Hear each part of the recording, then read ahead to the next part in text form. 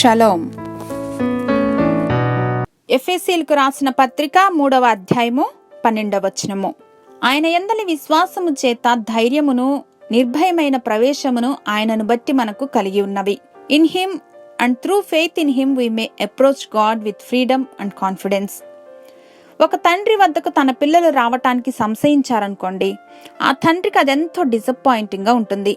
తన బిడ్డలు ఎప్పుడైనా సరే స్వేచ్ఛగా తండ్రి వద్దకు రావటానికి వారికి పూర్తి స్వాతంత్ర్యం ఉంది. ఈ లోకపు తండ్రులే బిడ్డల విషయంలో ఎంత ప్రేమగా ఉండాలని చూస్తే, మరి సర్వలోక సృష్టికర్త మన పరమ తండ్రి ఇంకెంతగా తన బిడ్డలమైన మనం నిర్భయంగా ధైర్యంగా తన వద్దకు రావాలని ఆశిస్తారో కదా. ఈనాటి వాగ్దానం ద్వారా బహుధైర్యంగా తండ్రి సింహాసనమును ఆశ్రయించటానికి ఎల్లవేళలా ఆసక్తిని కనపరచుదాం. తండ్రి వద్దకు వెళ్ళటానికి కావలసిన అర్హత మన వద్ద ఉందని కాదు, కానీ యేసయ్య త్యాగపూరితమైన బలియాగము ద్వారా కృపచేత దేవుని సన్నిధానమును చేరగలిగినటువంటి భాగ్యమును మనం పొందుకున్నామని ఎరిగి, let us approach God with a confident expectation that he will receive us.